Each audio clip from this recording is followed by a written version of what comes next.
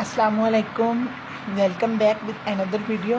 तो जैसा कि मैंने अपनी पहली वीडियो में गोला कबाब की रेसिपी आपके साथ शेयर की, तो चलते हैं हम अपनी दूसरी रेसिपी के साथ।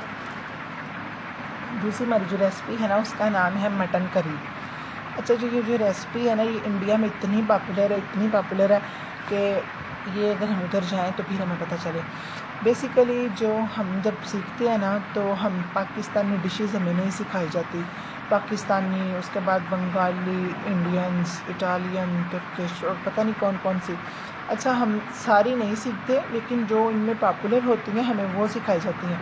तो मेरी यही कोशिश होती है कि जो पॉपुलर है सबसे ज़्यादा और सबसे डिफरेंट है, जो अनोखी है, जो सबसे, मैं आपके साथ वो शेयर करूं।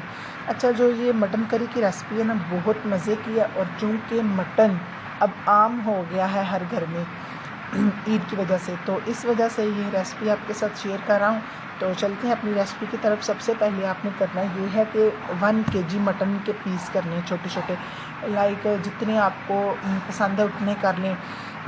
इस साइज़ के कर लें या इससे बड़े कर लें, यानी कि हर बंदे की अपनी चॉइस होती है।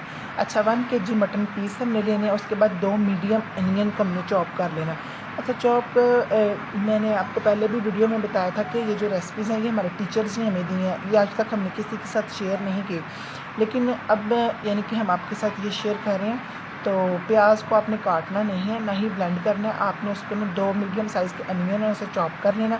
उसके बाद 2 लौंग गार्लिक, और 2 लौंग लेने हैं, और गार्लिक का पेस्ट लेना 2 टेबलस्पून गार्लिक का पेस्ट लेना। उसके बाद हमारा इसमें जाएगा 1 मीडियम टमाटो चॉप्ड। अच्छा, ये भी चॉप्ड है। बाज़ जब हम बनाते हैं, कढ़ाई बनाते हैं, लाइक इस तरह कोई चीज़ बनाते हैं, तो मोस्टली हम इसको यानी कि ब्लेंड कर लेते हैं।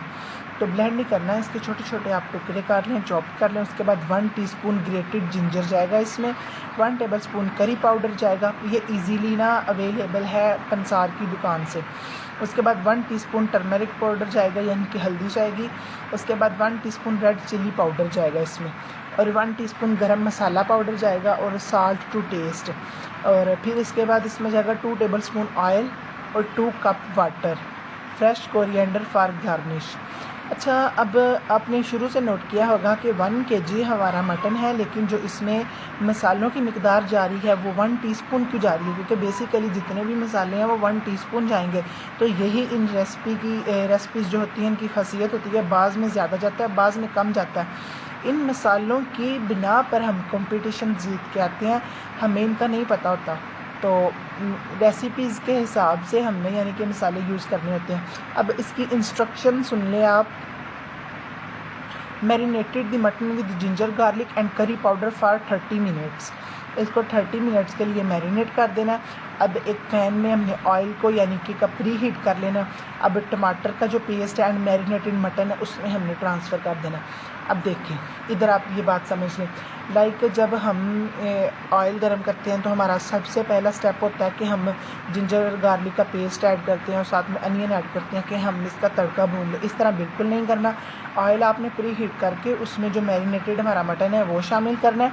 वो शामिल करने के बाद आपने ना उसमें यानी कि जो हमारा टमाटर का पेस्ट है वो शामिल करना है। टमाटर का पेस्ट शामिल करने के बाद add the turmeric, red chilli powder and garam masala powder, chop for 5 minutes. अच्छा, जितना हमने ऊपर आपने यूज़ किया उतना ही नीचे करना है। लाइक 1 टीस्पून हल्दी, 1 teaspoon red chilli powder, 1 teaspoon salt, तो इसी यानी कि निस्बत के साथ नीचे। उसके बाद लिखा हुआ है add salt and water, bring to boil, then simmer for 1 hour and until the mutton is cook through. अब इसमें जो पानी है वो हमने शामिल करना जब तक इसको बॉयल ना आ जाए, 1 घंटे तक। अच्छा, देखें कि ये सारा प्रोसीजर था, कैसे उसको फ्राई करना है, कैसे उसमें मसाले जाएंगे। 1 टीस्पून ऊपर जाएगा। बेसिकली ये जो गलती है ये बार बार होती है। 1 टीस्पून ऊपर वाले में जाएगा, 1 टीस्पून नीचे वाले में जाएगा। जो जो मसाले मैंने बोले हैं वही जाएंगे। अब इसमें पानी डाल के तो 1 घंटे के लिए हमने इसको रख देना है, यानी कि चूल्हे से उतार के नहीं रख देना, चूल्हे के ऊपर रखना है। हमारा मटन है वो गल जाएगा।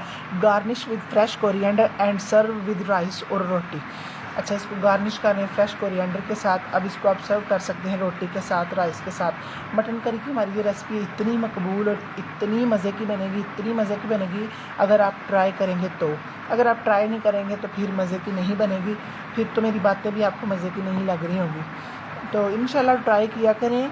तो इंसान छोटी छोटी चीज़ों से सीखता है। और ये जो ईद हमारे पास आई है, अल्लाह का बड़ा बड़ा शुक्र है। अल्लाह हमें हज़ारों ईदें देखना नसीब फरमाए। ये हमारे पास बेहतरीन मौका है कि हम कुछ कर सकते हैं, यानी कि कुछ सीख सकते हैं। क्योंकि एक दफ़ा अगर आपकी रेसिपी सक्सेसफुल होगी ना, तो फिर सारी ज़िंदगी के लिए वो आपको भूलेगी नहीं। आपको पता लग जाएगा किस तरीके से मैंने बनाई है और आइंदा मैंने किस तरीके से बनानी है और किस तरीके से मेरी रेसिपी सक्सेसफुल होगी। तो उम्मीद है कि आपको मटन करी की रेसिपी पसंद आई होगी। मिलते हैं एक नई वीडियो के साथ और एक नई रेसिपी के साथ। तब तक के लिए अल्लाह हाफिज़। दुआओं में याद रखिएगा और अपनी ईद इंजॉय कीजिएगा। अल्लाह हाफिज़।